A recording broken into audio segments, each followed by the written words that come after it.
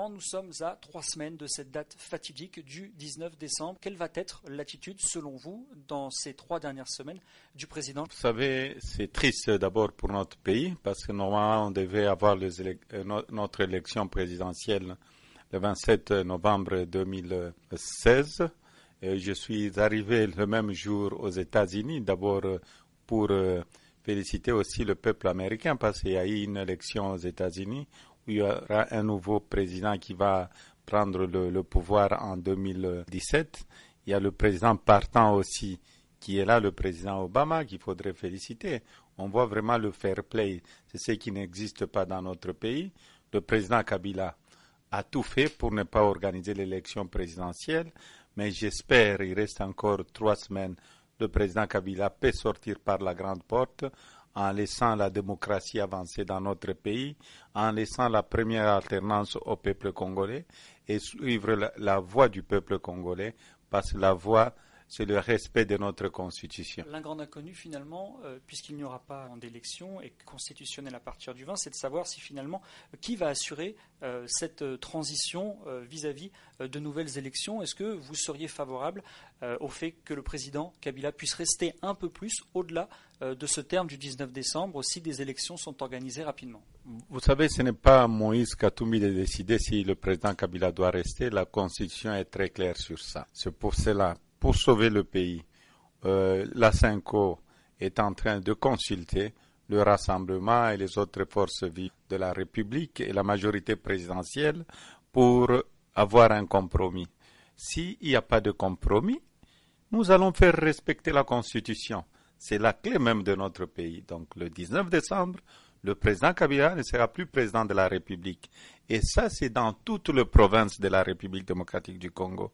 Et je sais qu'il y aura des gens qui vont entêter le président d'utiliser les armes. On n'achète pas les armes pour tuer sa propre population. La Constitution est claire, finalement. C'est le président du Sénat, normalement, qui doit assurer cet intérim. Vous savez, je ne suis pas un constitutionnaliste. Le jour que le président Kabila, s'il n'organise pas l'élection, s'il n'y a pas eu un compromis politique au niveau de négociation de la CENCO, nous allons mettre la Constitution sur la table et le peuple congolais va trouver un compromis.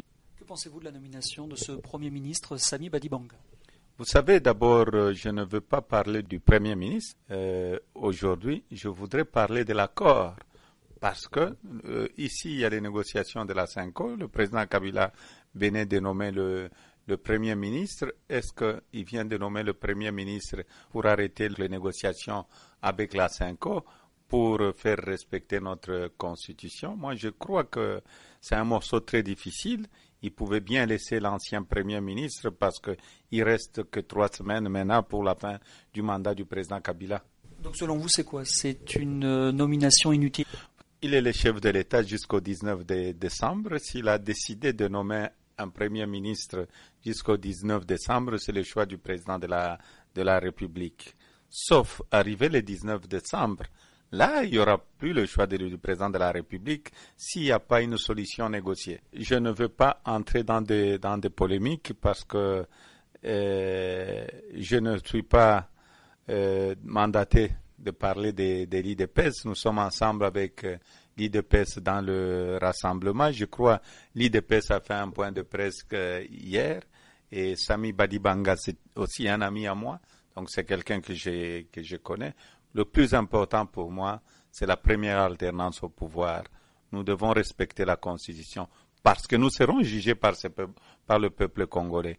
Aujourd'hui, ça va être très difficile pour lui, avec la crise actuelle, la crise surtout qui est économique et sociale dans notre pays, de s'en sortir. Donc, ce n'est pas facile pour lui. J'espère que il va beaucoup bosser pendant les trois semaines pour trouver une solution.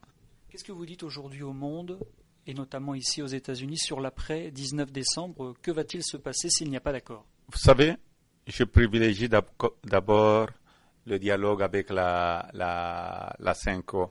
S'il n'y a pas d'accord, le peuple va récupérer le pouvoir. Le peuple congolais a une très grande maturité. Nous allons récupérer le pouvoir et nous allons faire appliquer notre Constitution.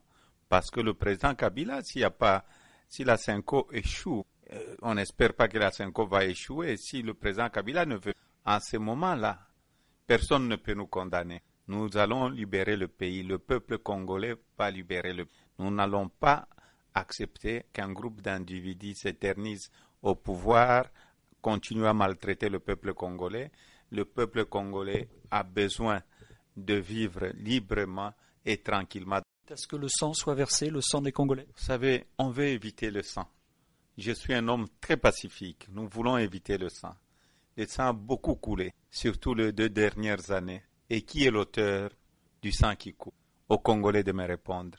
Et nous n'allons pas nous laisser faire, nous intimider parce qu'on a tué.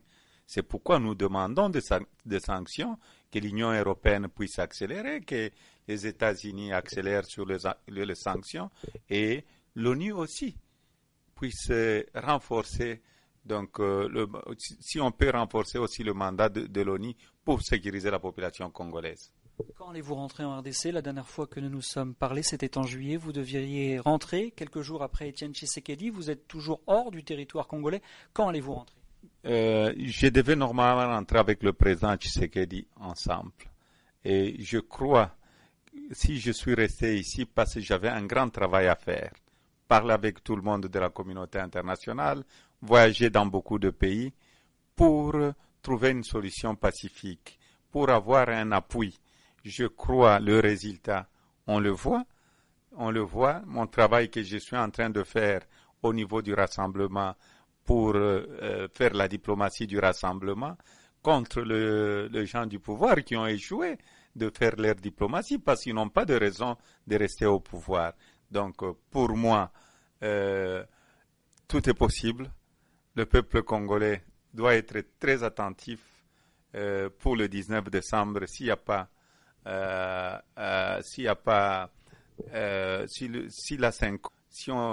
président Kabila n'accepte pas le dialogue de la Cinco, il y aura un chaos total le 19 décembre parce que le peuple va récupérer le pouvoir.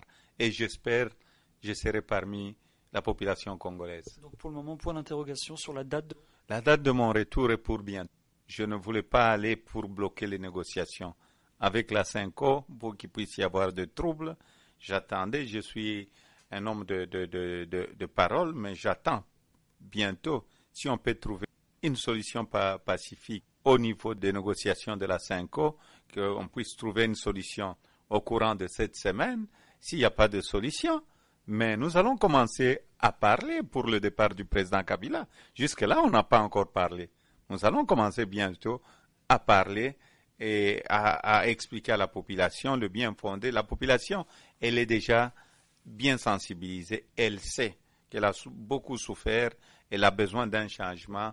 Elle a besoin de la première alternance au pays. Si le président Kabila peut sortir par la grande porte, ça serait une bonne chose.